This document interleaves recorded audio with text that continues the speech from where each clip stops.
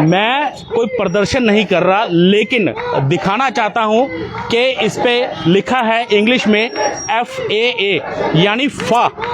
इसका finance account assistant इसका meaning बनता है, लेकिन अगर पंजाबी में कहा जाए तो फा जो है इन बच्चों के लिए सरकार ने बना दिया है। और कहा जाए तो आप देख सकते हैं ये पिछले 5 दिनों से लगातार प्रोटेस्ट कर रहे हैं और सिलेक्शन लिस्ट की लगातार मांग कर रहे हैं। इनका कहना है कि जब इन्होंने एग्ज़ाम दिए तब उसके बाद इनकी लिस्ट भी निकाली गई, लेकिन अभी जो सिलेक्शन लिस्ट है वो नहीं निकाली जा रही है। हालांकि सरकार की तरफ से कहा गया कि जो SI के एग्ज़ाम हुए थे उसी एजेंसी ने इनके भी एग्ज़ाम करवाए थे और इसी वजह से इनकी सिलेक्शन लिस्ट जो है वो रद्द करने की बातें सामने आ रही हैं। लेकिन इनका कहना है कि हमने बहुत ज़्यादा मेहनत की है, हम लोगों ने अपना टाइम स्पेंड किया है और सरकार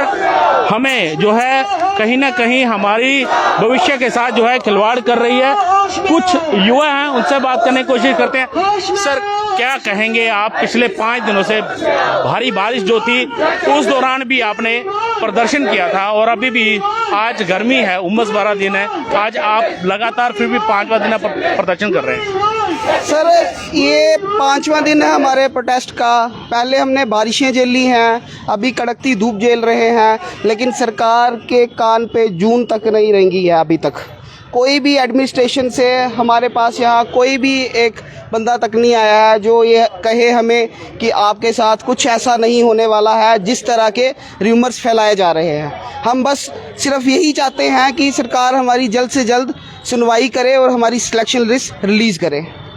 कितनी मेहनत की थी आपने, अगर कहा जाए जिस लिस्ट एग्ज़ाम की लिस्ट निकाली गई, एग्ज़ाम हुआ, कितनी मेहनत की आप लोगों ने? सर, ऐसे तो मतलब 2 साल से इसी के लिए मेहनत कर रहे हैं, लेकिन उससे पहले की भी मेहनत है, 6-7 साल की मेहनत है। यहाँ पे जितने भी स्टूडेंट्स हैं उनकी अपनी हर एक की अपनी अपनी कहानी है। सभी इतनी देर से लगे हुए थे, लेकिन यहाँ पे क्या होता है, सबसे पहले तो 2020 में नोटिफिकेशन निकलती है, 2022 में ये एग्ज़ाम लेते हैं और अभी 3-4 महीनों के बाद, जबकि हमारी डॉक्यूमेंट वेरिफिकेशन भी हो चुकी है, 3 महीने तक हमारी लिस्ट में ऐसा कुछ नहीं होता कि जिसकी वजह से ये कि बोल रहे हैं स्क्रैप हो जाए, अब ये कहते हैं कि स्क्रैप हो जाए। हम बस उनसे यही दरख्वास्त करते हैं कि हमारी सिलेक्शन लिस्ट को जल्द से जल्द जारी किया जाए। तो आपने सुना, देखिए, अगर यहाँ पर कहा जाता, प्रधानमंत्री नरेंद्र मोदी ने नारा भी दिया था कि बेटी को पढ़ाओ, और फिर देखा जाए तो ये कहीं ना कहीं प्रधानमंत्री का नारा जो है ये कहीं ना कहीं लोगों को बेवकूफ़ बनाने वाला है। ये बेटियां जो हैं इस समय सड़कों पर हैं। क्या कहेंगे आप, इतनी उमस भरी गर्मी में आप यहाँ पर प्रदर्शन करने को मजबूर हैं? सर, इन्होंने सर वो टैगलाइन जैसे आपने बोला बेटी पढ़ाओ बेटी पढ़ाओ, वो बेटी पढ़ाओ बेटी बचाओ, सर वो खाली एक वो क्या बोलते हैं, ये जो इनमें आर्ट, वो वॉल पे ना सिर्फ आर्ट की तरह बस इन्होंने बनाया होता है। एक लड़की बनाई होती है वो 2 गुत्तों वाली, सर बस वहां तक, उससे ज्यादा कुछ नहीं है। बेटी पढ़ाओ और उनको सड़कों पे ले आओ, बस ये अब नई टैगलाइन रख लो। बेटी पढ़ चुकी है और अब वो सड़कों पे बैठी हुई है, नौकरी ले चुकी है बट सड़कों पे है सर, और कुछ नहीं रहा है। और क्या बोले सर, इस भीषण गर्मी में, उमस भरी गर्मी में आप यहाँ प्रदर्शन कर रहे हैं, सरकार की तरफ से कोई नुमाइंदा आया, यहाँ कोई बात हुई सरकार की तरफ से? सर आए होते तो यहाँ बैठे होते क्या सर? वो बैठे हुए हैं वहाँ पे, AC वाले बैठे होंगे दफ्तर में, उनको क्या लगे यहाँ पे बच्चे मर रहे हैं या गल रहे हैं, उनको क्या है सर? जब ये पॉलिटिशियन सर, ये इनकी डिग्रियाँ थोड़ी ना होती हैं, ये पेपर दे के थोड़ी ना अंदर आते हैं, ये तो हाथ जोड़ के आते हैं ना हमसे। अब हम लोग तो पेपर दे गए हैं, हमें हाथ जोड़ने पड़ गए कि सर हमें दे दो। आप देख सकते हैं ये लिखा गया है, पहले बेटी पढ़ाओ और फिर रोड पे लाओ।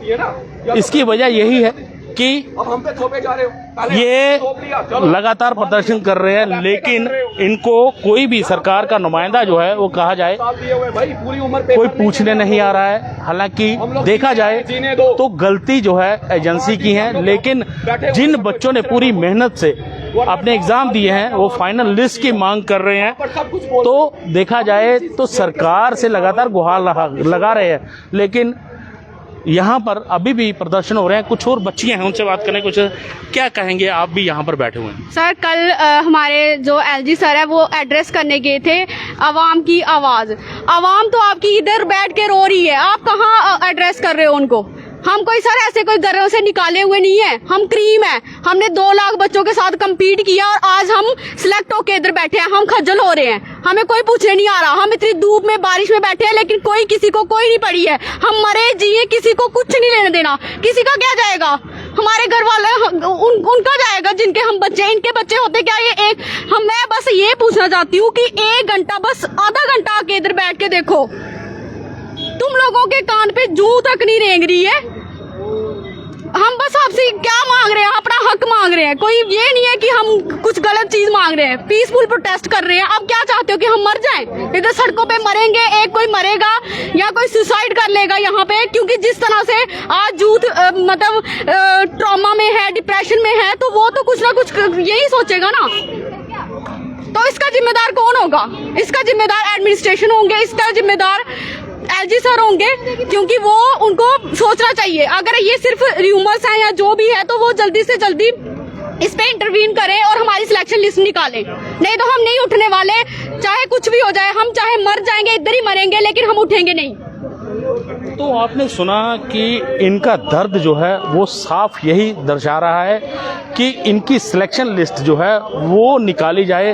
हालांकि सरकारें, चाहे केंद्र सरकार हो या राज्य सरकार हो, नारे बड़े बड़े देती हैं, लेकिन अगर धरातल पर देखा जाए तो वो अभी धरातल पर बिल्कुल शून्य नज़र आ रही हैं। क्योंकि कहा जाता है कि देश का युवा जो है वो भविष्य लिखता है देश का, लेकिन जब देश का युवा ही सड़कों पर होगा तो भविष्य कहाँ संवरेगा, ये सोचने वाली बात है।